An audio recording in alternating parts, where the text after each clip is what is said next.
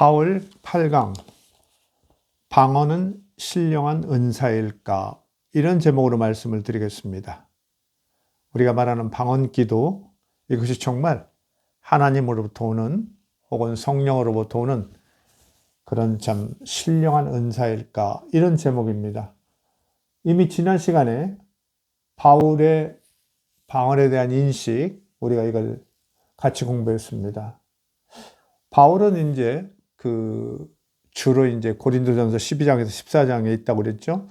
거기에서 방언의 필요성을 인정합니다. 그렇지만은 좀 자칫하면 질서가 없게 돼서 모르는 사람들이 보면 정말 미쳤다고 할 수 있는 정도로 그런 무질서를 낳을 수 있기 때문에 아주 질서 있게 교회에서는 해야겠다. 그저 두세 사람 정도 순서대로 그 다음에 통역을 두고 좀 해야겠다. 이런 얘기를 하죠. 그 다음에 이제 바울은 방언이라는 것이 기본적으로 개인적인 것이다. 개인이 하나님과 이렇게 소통하는 그런 것이다. 그러면서 바울은 또 반드시 통역의 은사를 받도록 좀 노력해라. 그래서 사람들에게 그 기도 내용을 알 수 있도록 해라. 개인적인 기도라고 하면서 또 통역을 통해서 사람들이 궁금해하니까 알게 하라고 하니까 정말 얼마나 바울이 이렇게 뭐라고 할까요? 공적인 교회 공동체를 세우는 일에 얼마나 이제 노심초사에 나을 수 있죠. 그래서 이제 다른 성도들이 같이 개인적인 기도까지도 이렇게 통역해서 알아듣게 해야 한다. 이럴 정도로 이제 요구를 하는 거죠. 그 다음에 이제 바울은 이제 방언에 대해서 상당히 걱정을 하죠. 그게 불완전한 것이고, 이제 완전한 것이 올 때는 사라질 그런 은사라는 건데, 그래서 특히 이제 개인들이 이제 이 방언 기도를 자랑 삼을 가능성, 이런 것들을 상당히 의식하죠. 그래서 우리가 잘 아는 고린도전서 13장, 소위 사랑장이라고 하는 데서는 정말 방언이라는 것이 사랑이 없으면 정말 울리는 꽹과리와 같은 정말 쓸데없는 소리처럼 될 수도 있다. 그러니까 주의해라. 자랑하지 않도록 하고 오만하지 않도록 이렇게 하라는 그런 어떤 인식을 보입니다. 전체적으로 보면은 바울은 그 필요성 자체는, 방언의 필요성 자체는 이제 부정할 수 없죠. 이미 자기가 이제 회심하기 전에 이미 방언의 은사는 이미 시작된 거고, 더군다나 그것을 통해서 이제 개인들이 상당히 어떤 신앙에 대한 확신을 갖고 기뻐하고 그러니까요. 그걸 이제 무용성 같은 걸 감히 주장하지는 않죠. 그러면서도 이제 이게 뭐가 좀 문제가 있다. 그러면서 상당히 조심스러운 그런 자세를 보입니다. 그래서 지난 시간도 언뜻 얘기했지만 바울은 이제 율법에 대해서도 상대적 가치를 인정한 걸로 우리가 주목해야 하는데, 성령의 은사, 정말 하나님의 은사까지도 이렇게 상대적으로 그 중요성을 평가하고, 그렇죠? 주의해야 할 점, 질서를 지켜야 할 점, 이러면서 이제 요구를 하는 거죠. 그러면서 그냥 유명한 그런 말도 하죠. 깨달은 마음으로 5마디를 제대로 하는 것이 1만 마디 방언 기도보다 더 좋은 것이다. 훌륭한 것이다. 이렇게 얘기하면서 이제 방언의 효용성을 아주 상대적으로 조금은 낮게 평가하죠. 그리고 그래서 예언보다도 또 낮게 평가하고요. 그런 점들을 우리가 조금 이렇게 좀 상기하고요. 오늘 강의에서 이제 특별히 제가 이제 방언 그거 자체가 정말 신령한 것일까? 그 반대는 뭘까요? 제가 하고 싶은 것은 인간적인 어떤 열정이나 열광 속에서 혹시 나온 건 아닐까? 그런 점이 이제 제가 오늘 포인트인데요. 고린도전서 12장, 14장도 그렇고, 또 한 군데가 이제 사도행전 2장에 이제 초대교회의 방언이 어떻게 해서 시작되느냐 이제 그런 구절이 나오는데, 그런 것들을 아울러 생각할 때 우리가 이제 방언 은사에 아주 기본적인 문제가 있습니다. 이걸 먼저 좀 말씀을 드릴게요. 바울의 방언인식은 얘기했고요. 방언은사에 기본적인 문제가 있다. 우리가 생각해봐도 상식적으로 생각해도 이게 정말 하나님께로부터 오고 성령께로부터 오는 정말 신령한 것이라면 과연 이럴 수 있을까 하는 그런 생각들이 나는 그 문제가 있다는 거죠. 첫째는 방언 기도가 그렇게 필요하다고 할 때는 일상 언어의 기도 언어로서의 효용성은 어떻게 되는 것인가? 그럼 일반 그냥 우리말로 하면 예를 들면 한국어로 오고 당시 이제 그 사람들은 이제 그죠? 아람어로 온다든지 아니면 히브리어, 헬라어 이런 기도로 하면 안 되는 것인가? 꼭 방언 기도라는 다른 어떤 언어로 이게 기도를 해야 하는가? 이런 문제가 있다는 거죠. 참 설득력이 없죠. 우리가 뭐 일상적으로 다 기도하죠. 교회에서도 일상적으로 기도하고 우리 마음이 기도라는 거 어때요? 사실 언어하고 같이 가는 거죠. 우리의 생각이라는 것이 언어하고 같이 가기 때문에 일상 언어로 기도하는 거 아무 문제가 없는데 왜 그렇게 이상스러운 방언 기도를 그렇게 하는 것이며 그걸 무슨 특별한 신령한 은사처럼 여기고 그랬을까? 이런 게 하나 있어요. 아주 중요하죠. 그 다음에 방언 언어가 아주 다양하다는 거예요. 우리가 이제 방언 언어인데 그거 전혀 경험하지 못한 분들은 방언 언어가 하나인 줄 아는데 그렇지 않아요. 뭐 그냥 어떻게 뭐 유사 언어니까 뭐 따다다다 하는 사람도 있고 뭐 일본어 비슷하게 하는 사람도 있고 영어 비슷하게 하는 사람도 있고 결코 영어는 아니에요. 그냥 뭐 날랄랄라 하고 그냥 몇 가지 별로 그렇게 복잡한 뭐 단어가 있는 것도 아니고요. 거의 반복되다시피 하는 그런 언어 구사인데요. 정말 좀 유사 언어예요. 유사 언어. 이게 원초적인 유사 언어인데 그렇다면 이렇게 방언 언어가 이렇게 다양한 거 이건 뭐냐? 그러면 천국의 하늘나라의 언어가 그렇게 다양하단 말이냐? 성령님이나 하나님께서도 이렇게 다양한 언어를 쓴단 말인가? 또 이런 정말 아주 순수한 의미에서의 의문도 나오죠. 그렇게 하늘나라도 그렇게 이 땅처럼 막 그렇게 다양한 방언이 있을 필요가 있는가? 당연히 우리가 생각할 수 있겠죠.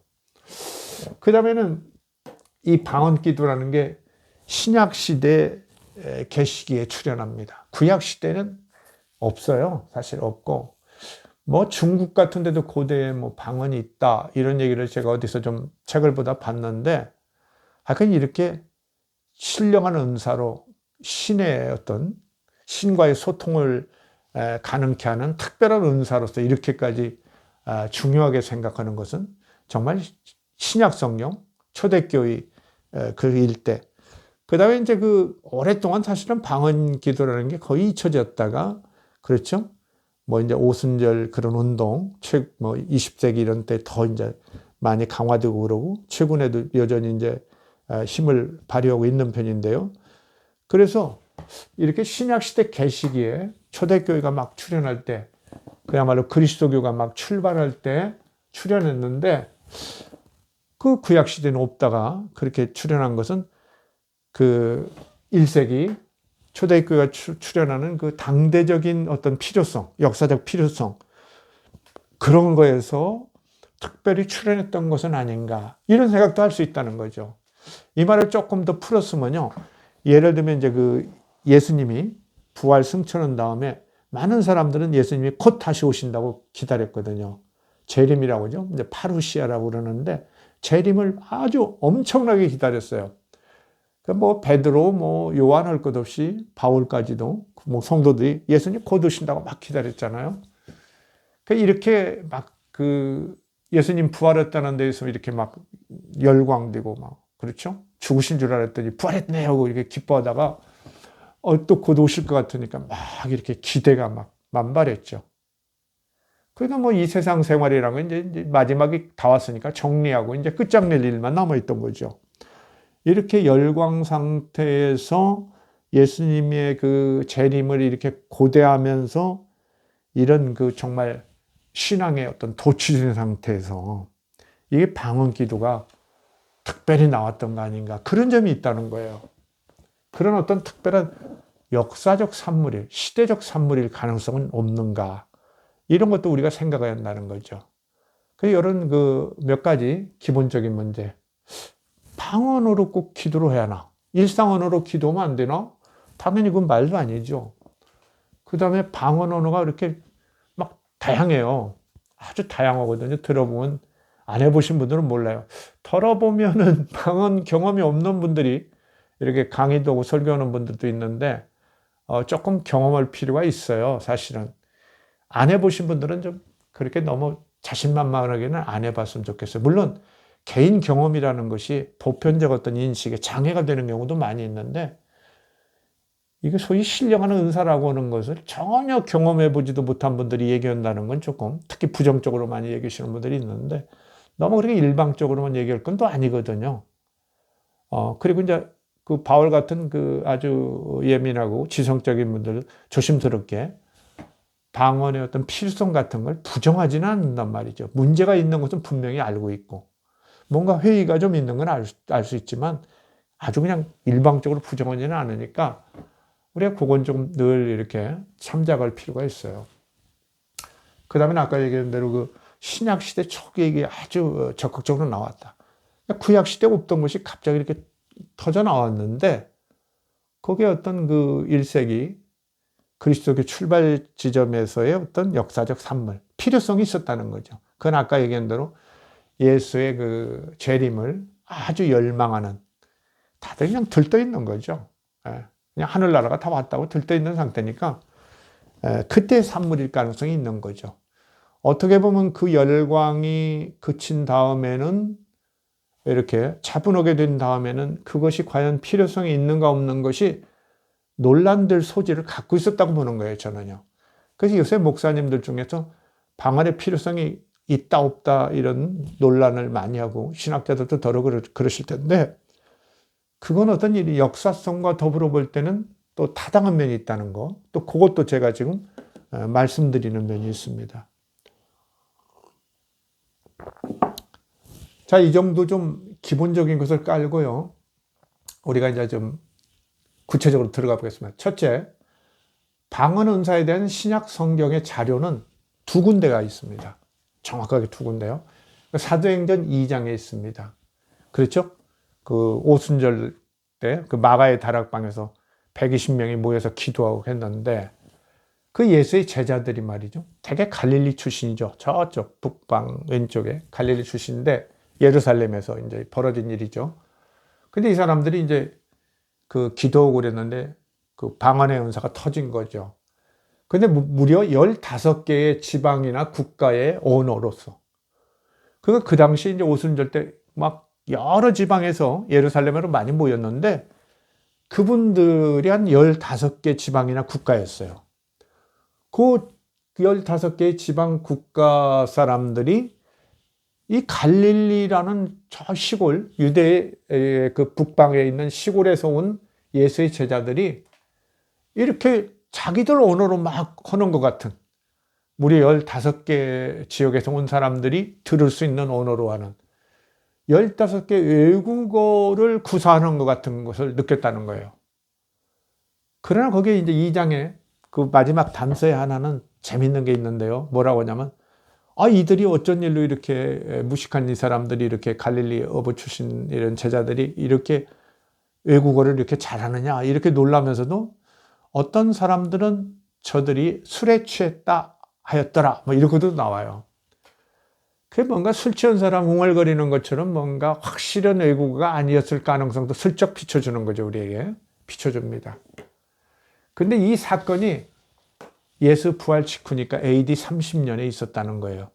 그런데 이게 이제 누가복음을 쓴 사람이 사도행전도 썼는데, 이 사도행전이라는 책은 AD 85년경에 나와요. 그러니까 55년이나 경과한 뒤의 이야기고요. 그러니까 이제 민담 같은 것이 상당히 어떤 그 변화나 윤색 같은 게 있는 것을 전했을 가능성이 있어요. 더군다나 신령한 이야기를 하기 때문에 그 사도행전의 저자가 요 예수의 제자들의 방언 은사 받은 것을 굉장히 조금 극적으로 미화해서 썼을 가능성이 있거든요. 그런 걸 우리가 조금 일단은 좀 생각하자는 겁니다. 근데 이제 신약 성경에는 또 다른 곳에 이제 방언 자료가 있는데, 그것이 이제 우리가 지난 시간에 바울의 방언에 대한 인식을 볼 때 보면 고린도전서 12장에서 14장이에요.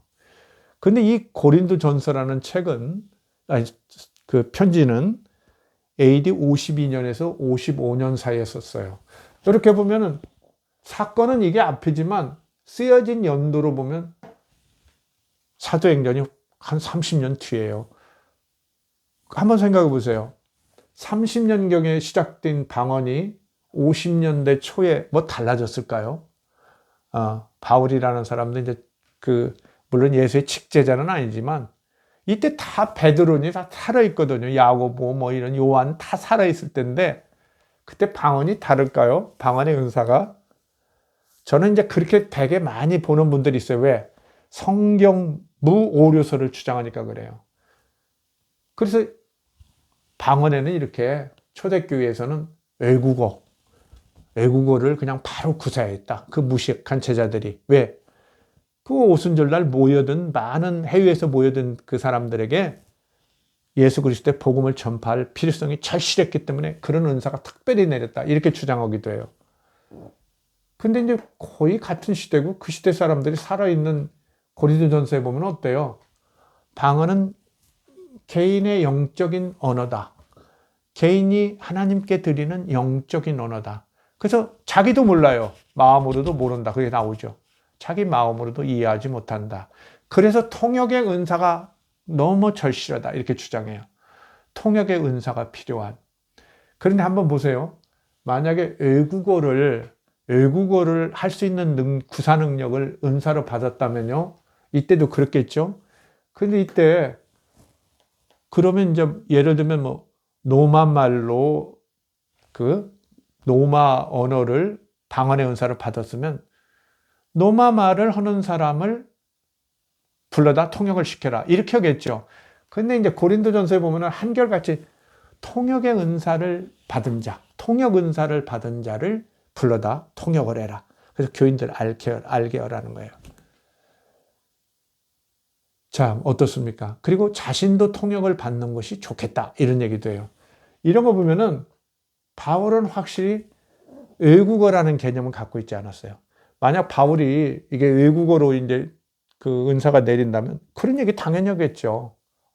여러 외국어로 그 은사가 내리는데 뭐 통역의 은사를 받아도 좋고 아니면 그 외국어를 하는 사람을 불러다가 이렇게 통역하도록 해라.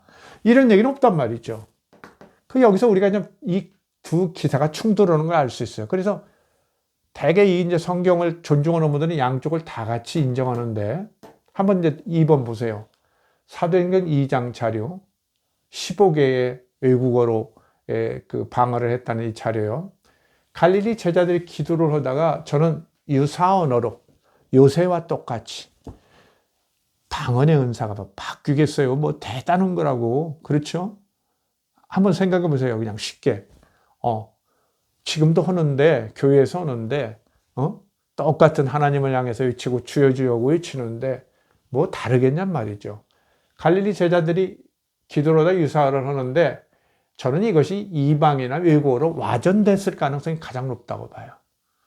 뭔가 이상한 말로 하니까, 제가 그랬죠. 어려서 이제 방언의 은사 받고 그럴 때 교회에서 어떤 그 나이 드신 여집사님이 일본어 방언을 한다 이렇게 했는데 제가 일본어로 이제 뒤에 배웠으니까요. 좀 아니까. 전혀 일본어 아니거든요. 지금 생각해 보면. 예.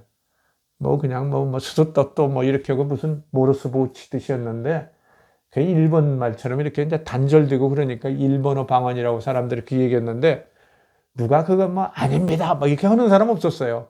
그런가 보다. 뭐 이렇게 할렐루야 하고. 그런 분위기인 거죠. 그래서 갈릴리 제자들이 저는 유사 언어로 이렇게 따다다다 하고 뭐 날랄랄 하고 그러는데 그것을 이방 외국어로 그것이 와전될 가능성이 얼마든지 있지 않느냐. 거기에 이방에서 많이 왔으니까 저 친구들 우리말하고 비슷하게 하네. 저 갈릴리 촌 사람들 예수의 제자들 어부들이 말이야.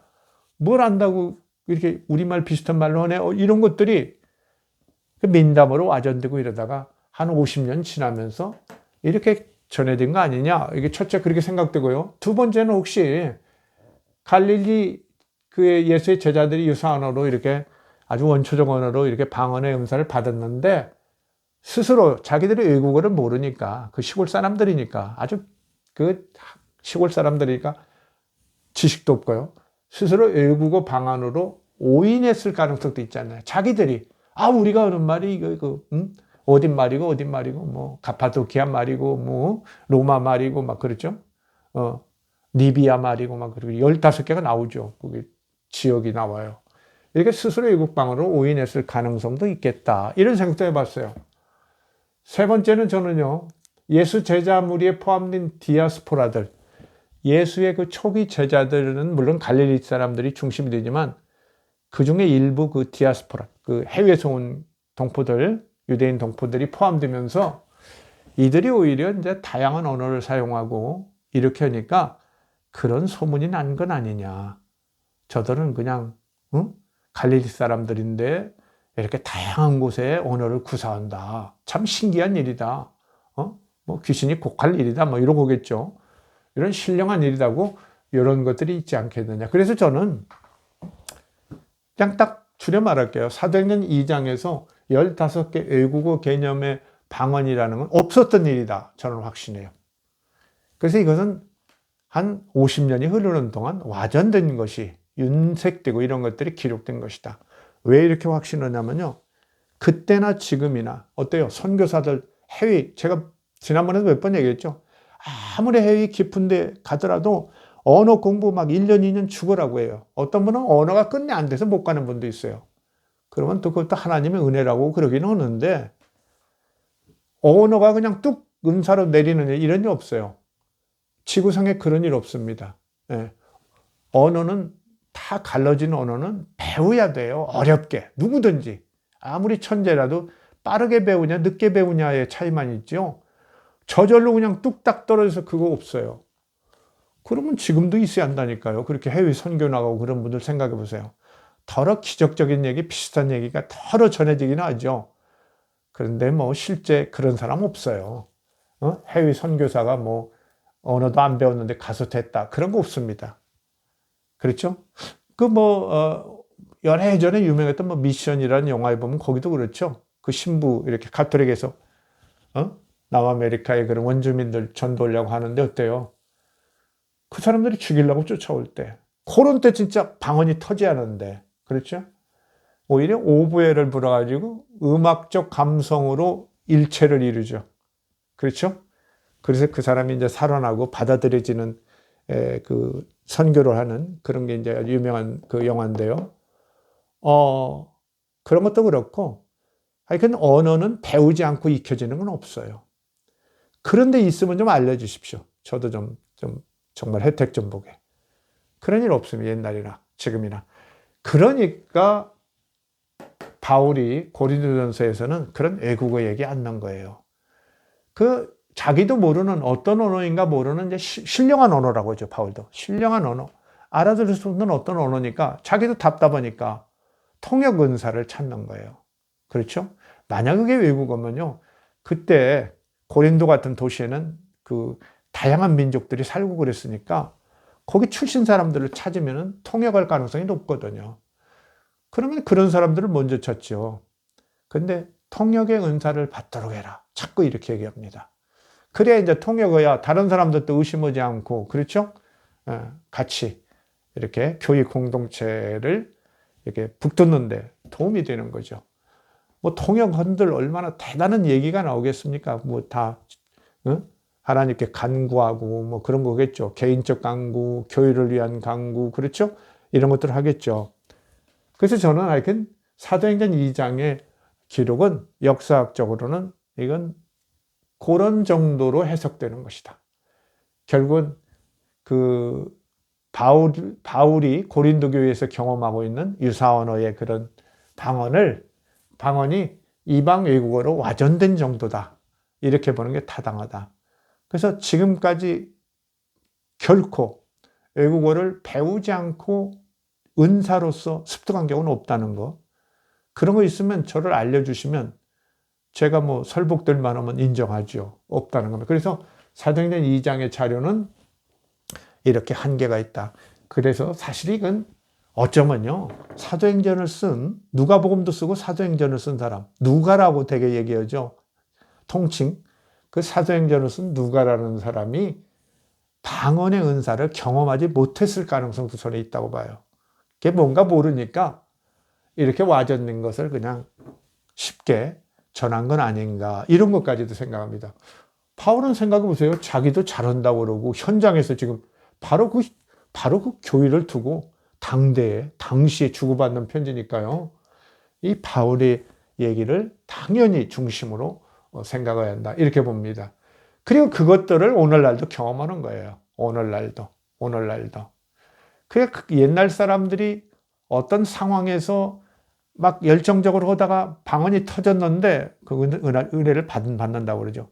오늘날도 그런 상황에 처한 사람들이 은혜를, 방언의 은사를 받을 수도 있다는 거죠. 저는 그렇게 보고 그것이 합리적인 그 이해다, 이렇게 봅니다. 세 번째, 열광 상태. 막 모여서, 초대교회도 그랬죠. 그 마가의 다락방에서 120문도가 모여서 뭐예요? 막 기도하고 막 통성 기도하고 난리 나죠. 그래서 찬양하고 기도하고 고백하고 간구하는 이 열광 상태의 총점에서 터져나온 유사 언어일 가능성이 높다. 이게 제가 이제 방언을 정말 그야말로 제가 규정하는 겁니다. 열광 상태, 신앙적 열광 상태의 정점에서 터져나온 유사 언어일 가능성.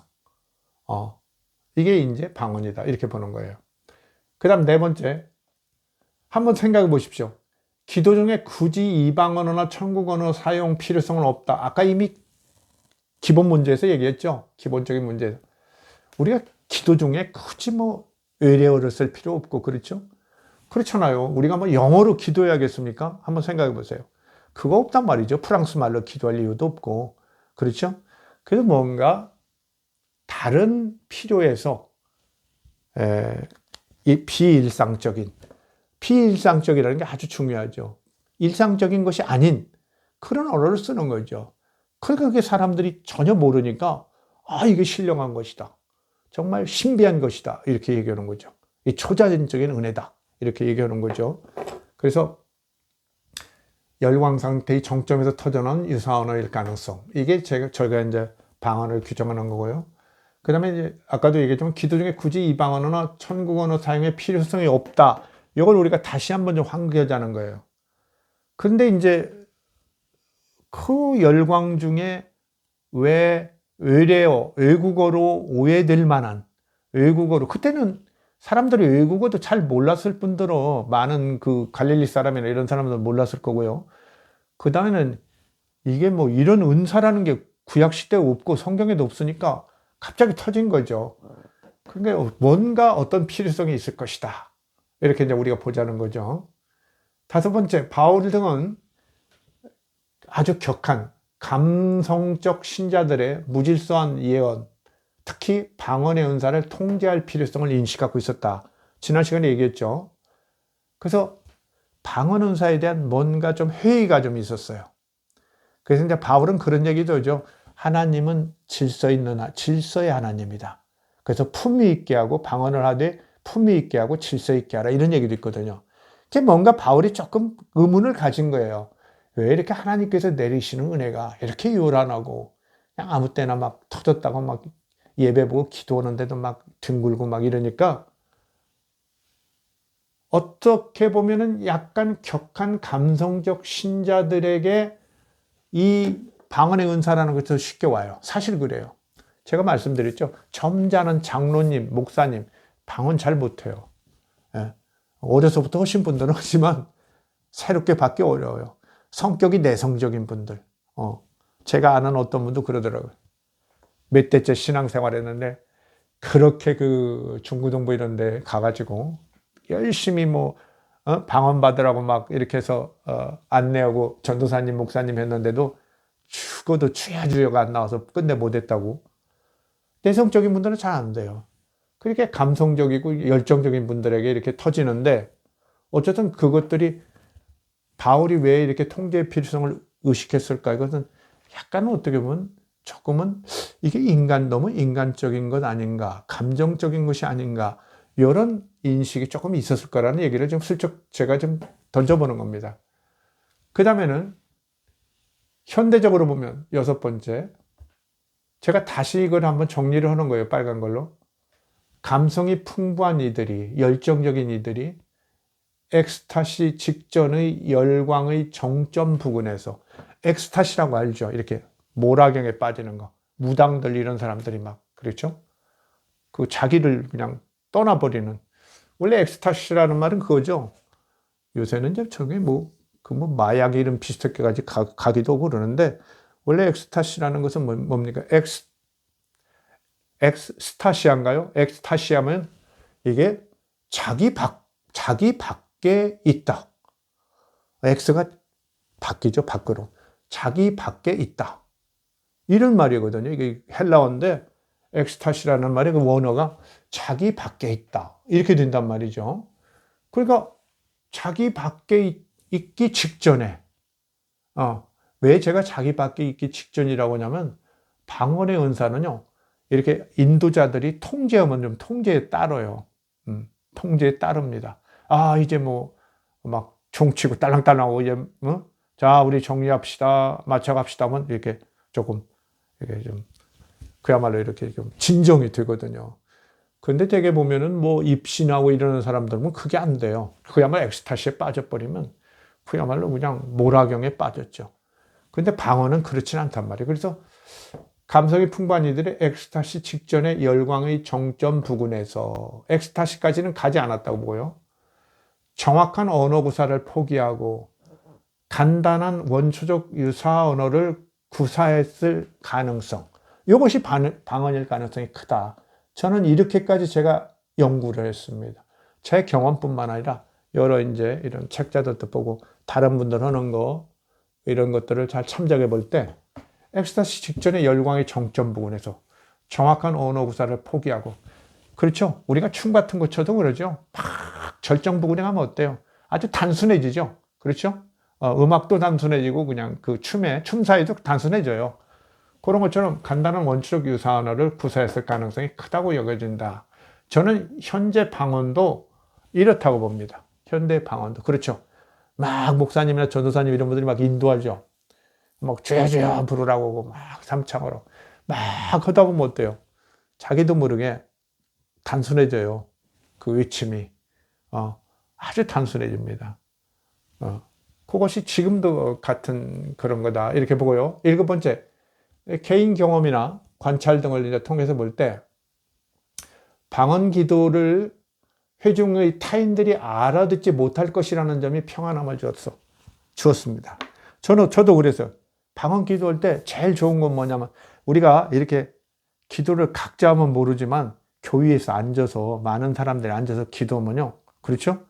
그렇게 옛날 시골교회 같은 데도 멀리 떨어져 있지도 않으니까 앉아서 기도하면 옆에 사람 기도가 좀 들려요. 자꾸. 그 옆에 사람 기도 들리면 어때요? 내 기도도 들리겠구나 이렇게 생각되죠. 그 마음껏 기도를 못해요. 조마조마해요. 조금은. 뭐 좀 고백을 나가도 못해요. 내가 죄진 것 잘못 얘기하면 저 사람한테 들킬라 싶기도 하고. 그러니까 막 조심스럽거든요. 근데 막 기도하다 보면요, 그냥 랄랄랄하고 유사언어로 가면요, 자기 생각은 하니까 어느 정도 100%는 하지 않지만 어느 정도 하니까, 옆 사람이 내 속뜻을, 속에 기도하는 그런 내용을 못 알아듣겠구나. 이것이 그렇게 편안함을 줘요. 아주 편안함을 줘요. 내가 이렇게 하는데 저 사람은 절대 지금 못 알아들어. 아주 편안함을 줍니다. 내용을 계속 생각할 필요성이 없기에 아주 장시간 기도할 수 있어요. 그냥 막. 우리가 기도를 그냥 어때요? 줄거리를 다 가지고 일일이 기도하려면 되게 피곤하죠. 하여튼 적어가지고 하는 사람도 있는데 너무 피곤하죠. 근데 그냥 하나님께서 다 아셔. 성령님께서 나를 위해서 대신 간구해 주셔. 그런 구조도 있잖아요. 성령께서 우리를 위해서 이렇게 간구해 주신다고. 그리고 있기 때문에 이게 성령님께서 해주시는 거야. 이렇게 생각하면 그냥 랄랄랄라 해도 편안한 거예요. 그래서 아주 장시간, 반복적 기도에 아주 유용해요. 그래서 그냥 철학 기도 같은 거 이런 걸 때도 편하거든요. 저도 어려서 그런 선생님 뻘 되는 분들, 어른 되는 분들하고도 철학 기도 같은 것도 몇 번 해보고 그랬는데, 중등부 이런 때는요. 아주 편해요. 물론 피곤하긴 하지만 그래도 견딜만 하다는 겁니다. 그리고 이렇게 하고 그러면 어때요? 막 신앙적 자부심도 생겨요. 아, 내가 철학 기도도 했네. 막 이러고. 몇 시간을 기도를 했네. 그게 뭐 오만해서 그런 게 아니라 사람이 저절로 그게 생긴다 이 말입니다. 그래서 이게 사실 방언 기도가 중독성이 있어요. 그래서 은근히 어떤 자부심을 주고 그러니까 중독성이 있어요. 그 여기에 너무 탐닉하면 이제 신비주의에 빠지는 거예요. 마약 먹는 거랑 비슷하지 않을까 할 정도로. 그렇죠? 우리가, 그렇죠. 어떤 그 처음에는 별 그렇게 그 해악이 없는 이런 습관이나 이런 것도 그렇죠. 자꾸 오다 보면 큰 해악을 가져오는 경우가 있잖아요. 대표적인 건 뭐예요? 음주죠, 음주. 술. 그 뭐 한 잔 정도 마시고 그러면 뭐, 그렇죠. 사람을 이렇게 좀 쾌활하게도 하고 우울감도 좀 떨어지고, 그렇죠. 에너지도 좀 이렇게 역동적으로 만들고 그러는데 자주 술에 의존하면 어떻게 돼요? 나중에는. 그게 알코올 중독이지 뭐예요. 그게 이렇게 너무 이렇게 방언 기도 같은 거 내용 없이 습관적으로 자꾸 이렇게 익숙해지면요. 나중에는 그게 하나의 그냥 습관성이 된다니까요. 중독처럼. 뭐 기도도 대충 하면서 그냥 막 앉아서 중언부 하고요. 그렇게 하게 된단 말이에요. 그리고 다른 것들을 잘 않게 되죠. 뭐 말씀을 본다거나 책을 읽고 뭐 생각을 한다거나 봉사활동을 한다거나 이런 것보다는 왠지 이것이 편하고 하나님과 막 소통되는 것 같고 기분 좋고, 기분은 좋거든요. 어느 정도까지는. 나중에는 별거 없지만 기분이 좋아요. 그리고 카타르시스가 돼요. 뭔가가 막 내가 내 생각으로도 못하는 깊은 감추인 어떤 고민 같은 것들을 이게 성령께서 다 해주셨구나 그런 생각이 들어서 아주 이게 그냥 막 정말 정화가 돼요. 카타르시스. 아주 정화가 됩니다. 그런 면이 있어요. 그러나 아까 얘기들에게 문제가 있을 수도 있다는 거 다시 또 얘기하겠습니다만, 여덟 번째는 집단적 자기 열광의 공의전의 끝지점에서 오는 산물이자 선물로 우리가 보아야 한다. 이런 면도 있다는 거예요. 그게 방언 기도가 긍정적인 면도 있지만 이렇게 집단 속에서 막 열광 속에 하다가도 결국은 자기 열광에 빠지는 거거든요. 자기 열광의 공의전의 끝지점에서 아까 그랬죠. 엑스타시 직전 공의전의 끝지점에 오는 산물이자 선물로 여겨진다. 다시 지금 설명해 보는 거예요. 마치 우리가 막 웃는 거, 운동, 막 격렬한 운동. 그렇죠? 하다 보면 막 재밌죠? 춤, 열광적인 춤. 이런 것들 어때요? 엄청난 쾌감을 가져와요. 그렇죠? 신체적, 정신적 엄청난 쾌감을 가져요. 그것 자체가 기본 해악도 없어요. 그렇죠? 어떤 악함 그런 것도 없단 말입니다. 약간 이런 거고 비슷한 게 아니냐 이런 거예요. 그러나 이제 여기에 빠지면 아까와 같은 얘기. 이런 데 빠지면 그 기본 그 자체는 제가 볼 때는 큰 해악성은 없는 것 같아요. 그래서 이것이 생명력도 꽤 오래 지금도 지속된단 말이죠. 기본 자체는 해악성은 없는 것 같은데 거기에 이런 어떤 그 카타르시스 어떤 쾌감, 기쁨 이런 들 자꾸 탐닉하면 그거 외에는 이제 신앙생활이 없게 되는 거죠. 자꾸 신비주의 찾고. 그 신비주의 찾으면 어때요? 성령 찾고 성령에서 더 잘못 발전하면 어때요? 귀신은 뭔가 막 이런 거 찾고 그러죠. 어떤 이상한 목사님들 있죠. 옛날에 유명한 목사. 뭐 귀신 뭐 녹음했다고 이런 거 틀어주고. 제가 아는 분들도 나이 드신 분들 중에 그런 분들이 꽤 있었어요. 그렇게 뭐 귀신 문제 이런 거 그렇게 탐닉하고 그런 분들이 있어요. 무서워하고. 근데 저는 뭐 진짜 모태신앙이 아주 강점이 그거예요. 어려서부터 그냥 예수 체질이 돼가지고 제가 뭐 지금 뭐 이렇게 학문적 어떤 회의나 의심을 하고 그래도 뭐 그딴 건 없어요. 그런 거 없어요. 뭐 그런 귀신 뭐 이런 거 없습니다. 담담한 거. 뭐 예수님이 다 알아서 하시겠지, 뭐 하나님이 다 알아서 하시겠지, 뭐 이렇게 돼버리는 거죠. 성령께서 다 알아서 하시겠지. 뭐 우리를 만들어 놓고 뭐 우리한테 뭐 해코지하실 일이 있어 하나님께서 이렇게 되는 거죠. 그런 담담함. 그래서 이제 신비주의에 빠지고 이러면 아까 그런 해악을 굉장히 염려한다는 거죠. 그래서 이제 이런 어떤 그 자체가 저는 방언 자체가 무슨 큰 해악은 없지만 이것이 잘못 발전할 때, 잘못 탐닉하고 진전될 때, 신비주의로 가고 자꾸 거기에만 몰입하게 될 때 오는 부작용 같은 것도 있는데, 이미 저는 바울 등이 염려바라고 봐요. 지난 시간에 얘기했죠. 바울 등이 이미 이게 좀 뭔가 좀 질서도 없고 너무 감정적이다, 이런 걸 봤던 거예요.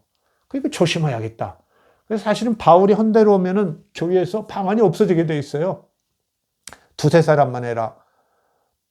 통역의 은사를 받은 사람 없으면 하지 말고 집에서 해라. 그럼 결국 없어지죠.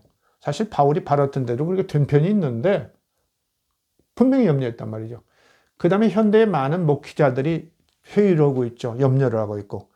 저는 이것이 뭐 그 성경적 근거다 이런 걸 떠나서 종교적 전문가들이 교회를 이렇게 사목하면서 오래 이렇게 관찰하면서 방언의 이제 은사라는 것이 갖고 있는 문제점이 크다는 걸 여러분들이 공통적으로 인식한다는 거, 우리가 이거 아주 중시해야 돼요.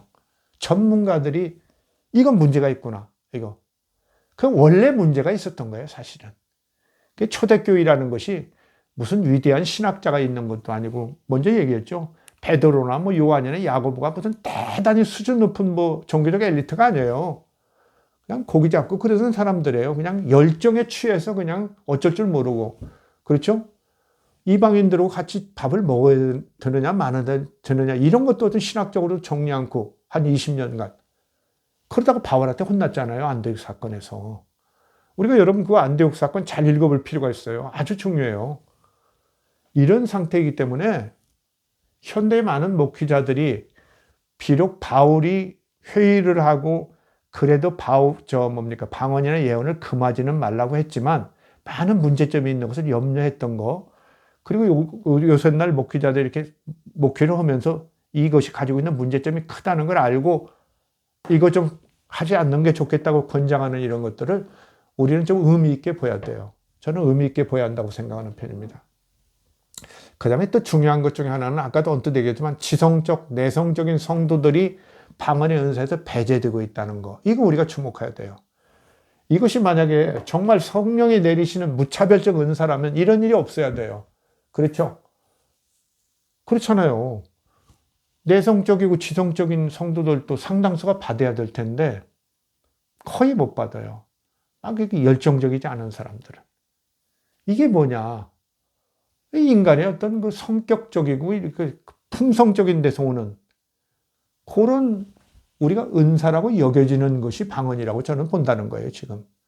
그것이 하나님께로부터 오는 저 밖으로부터 신령한 은사 이런 건 아니고 자기 열광 가운데 거의 엑스타시 직전에 그 도취한 그런 상태에서 그냥 언어도 이렇게 단순하고, 그렇죠? 아까도 얘기했죠. 춤 같은 건 열정적으로 추다 보면 가락도 단순해지고, 음악의 가락도 단순해지고, 그렇죠?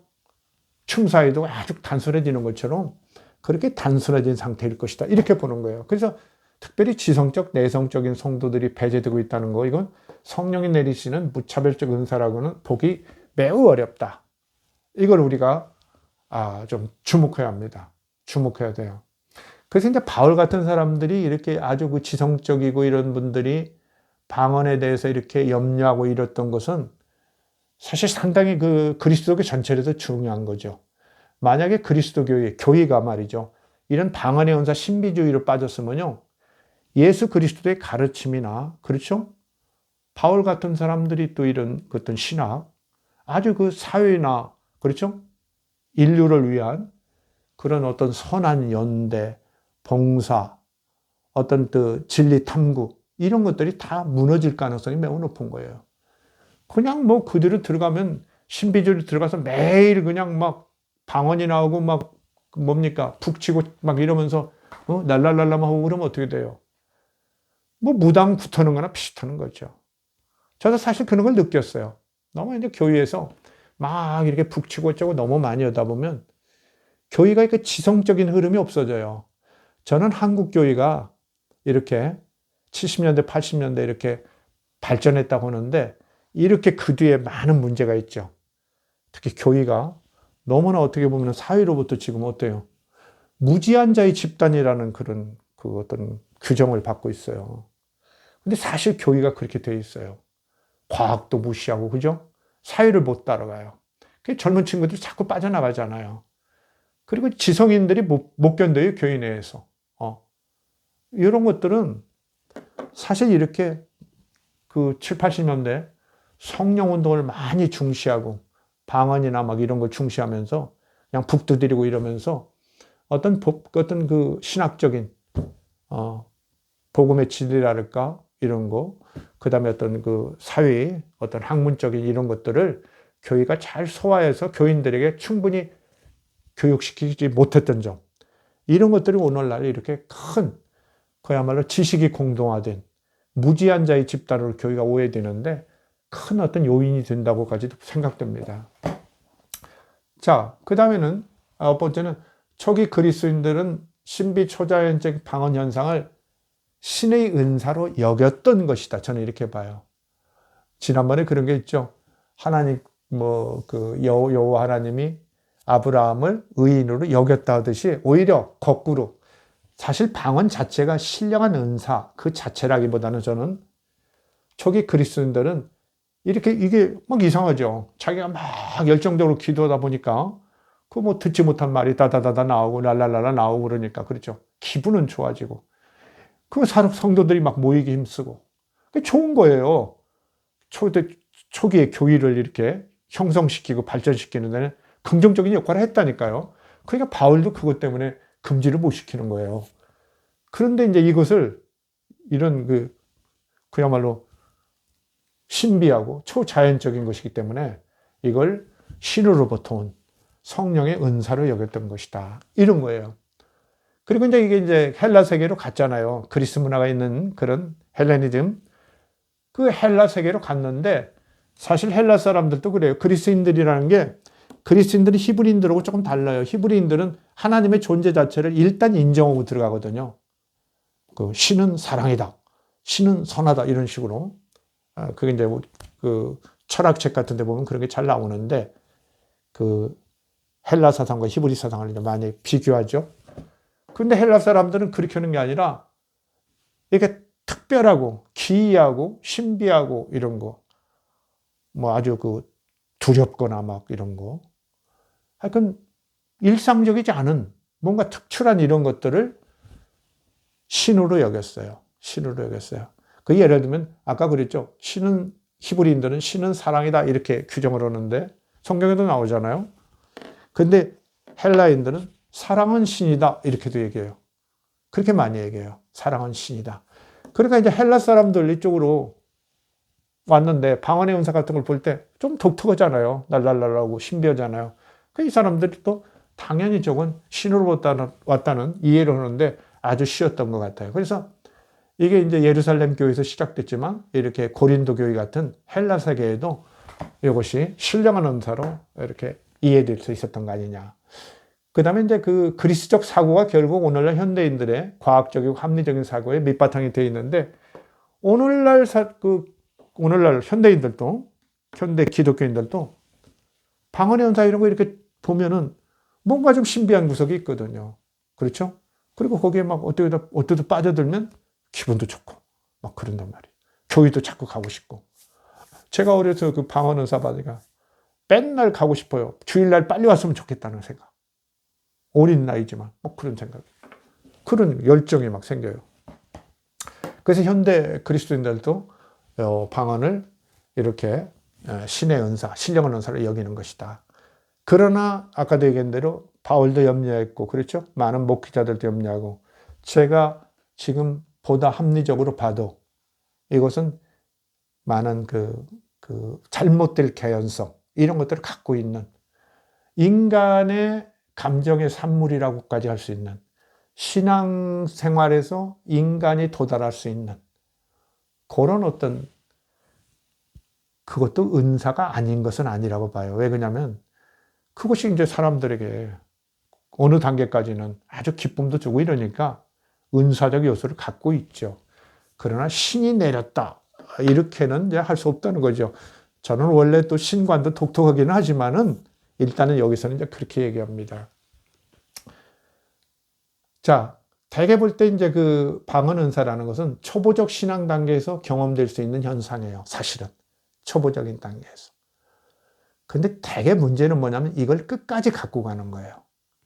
특별히 뭐 신사도 운동이나 하는 이런 사람들 보면은 되게 늦게 믿고 이런 사람들도 많은데 처음에 믿었어도 그냥 대충 믿다가 나중에 이렇게 이제 격화되는 사람들이 많은데 초보적 신앙 단계에서 경험될 수도 있는 현상이다. 100% 그런 건 아니지만 되게 좀 초보적인 면이 있다는 거예요. 개인이나 교회로서는 어느 정도 유용한 면도 있다. 저는 이렇게 봐요. 무조건 해악이다 이렇게는 안 봐요. 아까 그랬죠? 중립적인 면이 있다. 해악은 거의 없다. 그 자체로는. 그러나 그것이 잘못될 길로 갈 때, 그걸로 몰입할 때, 그것만 추구할 때 큰 탈 난다는 얘기죠. 바로 여기죠. 신비주의로 탐닉하면 신비주의에 빠져버리면 그래요. 그것만 좋다고. 마치 막 그냥 사이다 맛있다고 사이다만 먹는 사람들 있죠. 콜라만 맛있다고 평생 뭐 몇십 년간 콜라 마신다는 식으로. 신비주의로 탐닉하면 정상적인 일상생활이 안 돼요. 거기에 빠져 있죠. 마약 하는 사람이나 똑같은 거예요. 정상적 일상생활이 안 되고 정상적 종교생활이 파괴됩니다. 종교생활이라는 게 뭐예요? 그렇죠? 이웃도 돌보고 자기 자신도 가꾸고 그렇죠? 사위도 좀 살피고 그렇잖아요. 신과 이웃을 다 같이 이렇게 연대하고 이 좋은 일을 하는데 그냥 그것만 하는 거예요. 좋다고. 그냥 콜라 맛있다고 맨날 콜라만 마시는 거예요. 그 이빨 같은 거 다 녹아내리죠. 인격 파탄의 가능성까지 크다. 인격 파탄의 가능성. 그것도 목사님이 이제 그 유튜브에 실었는데 그분이 그런 말씀을 해요. 너무 이거 방언 뭐 이런 것만 추구하다가 이렇게 신비주의에 빠지면 까딱하면 무당되기 십상이다. 그런데 제가 뭐 무당된 사람을 본 적은 없으니까 거기까지는 모르겠습니다만은 현상이 비슷해요. 무당들도 사실 그런 거거든요. 근데 무당들은 엑스타시까지 빠져버리죠. 그냥 자아를 잃고 그냥 모라의 경지에 가요.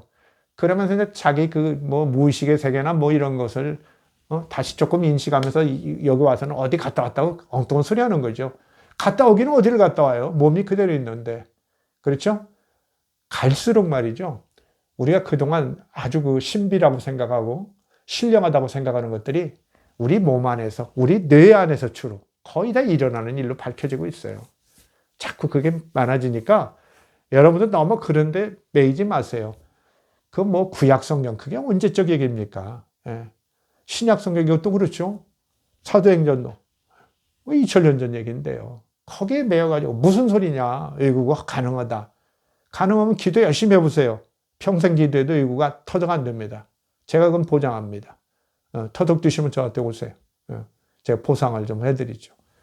그거 없단 말입니다. 그랬죠. 하나님께서 정말 우리를 창조하셨다고 생각해 보세요. 우리에게 부여한 질서와 원리, 원칙 같은 게 있는 거예요. 그걸 지키니까 물은 물이고 포도주는 포도주이죠. 그렇죠? 그래서 영어는 영어고 한국어는 한국어고. 그렇잖아요. 한 언어만 그렇게 아름답고 그래요. 왜 굳이 외국어로만 하겠어요? 기도를. 더군다나 바울이 얘기하잖아요. 방언은 개인적인 것이다. 근데 나도 모르는 것이다. 나도 몰래 내 영이, 성령이 이렇게 하시는 거다. 이렇게 얘기하잖아요. 그래서 바울도 신령하다고 생각했던 건데, 어쨌든 이제 초보적인 것이고, 개인 교육은 어느 정도 유용한 면도 있지만, 지속되면 안 된다. 그렇죠? 마치 이런 거랑 똑같아요. 그 이유식 있죠? 이유식. 아기들 이유식 보면 그 소화 잘 되고 좋거든요. 그걸 나 같은 사람이 계속 먹으면 어떻게 되겠어요? 이제 나이 먹어서 먹어도 되나요? 근데 이제 아빠가 아들 거 그거 먹을 만하다고, 아버지가 이유식을 맨날 식사를 하면 어떻게 되냐고요. 다른 영양소가 부족해서 큰일 나요. 건강 무너져요. 바로 그런 거죠. 그래서 이제 바울이 성령의 은사는 아주 다양하다. 그래서 고린도전서 12장 8절에서 11절에 아주 다양한 은사를 얘기하죠. 믿음도 있고, 뭐, 사랑도 있고, 뭐, 가르치는 것도 있고, 그렇죠? 여러 은사가 있다. 그 중에 이제 예언도 있고, 방언도 있다고 그러는 거예요. 그래서 이게 부분적인 거라는 거죠. 이게 부분적인 거예요. 그러면서 바울은 깨우침의 중요성을 아주 강조하고 있죠. 고린도전서 14장 19절에 지난 시간에도 했죠. 깨우친 마음으로 5마디를 제대로 다른 사람에게 가르치는 것이 1만 마디 방언보다 낫다. 얼마나 대단한 얘기예요. 그렇게 얘기를 하는 겁니다. 그래서 우리가 이게 방언연사에 대해서 너무 이것이 막 신비하다. 이걸 안 받으면 안 된다든지, 이걸 꼭 받아야 된다든지, 너무 그런 것들 전혀. 제가 볼 때는 그건 거의 성격 체질 나름이에요. 거의 성격 체질 나름이에요. 그래서 그걸 하면은 저는 그거 자체는 아까도 그랬죠. 크게 나쁜 것 같지는 않아요. 이 세상에 그런 거 있잖아요. 그렇죠. 웃음, 운동, 춤. 운동 어때요? 나빠요? 그거 자체는 괜찮죠. 지나치면 나빠요. 그렇죠? 춤도 마찬가지요. 맨날 살림 않고 춤만 추러 가면 어떻게 되겠어요? 큰일 나죠. 나중에는 그 춤이 주던 그 건강에 플러스 되는 점이 오히려 이제 도구로 또 이렇게 바뀌죠. 이러기 때문에 저는 이거 방언은 바울도 이렇게 이미 바울 사도 같은 사람이 문제점을 이렇게 인식하고 이렇게 비판적으로 봤던 것 플러스 오늘날은 더 이런 점이 있다는 것. 그리고 교회 같은 데도 저는 그래요. 어느 정도 초보 단계의 어떤 확신을 갖는 이런 단계에서 이런 것들이 시도되는 것은 뭐 100% 해악이다. 이렇게까지는 느끼지 않아요. 저도 경험해 봤으니까. 기뻐요. 처음에는. 근데 거기에 머무르면 안 된다는 거예요. 그건 뭐 엄마 젖을 10살, 20살까지 빨겠다는 거니까 그런 어떻게 보면 아주 극히 초보 단계란 말이죠. 그 초보 단계.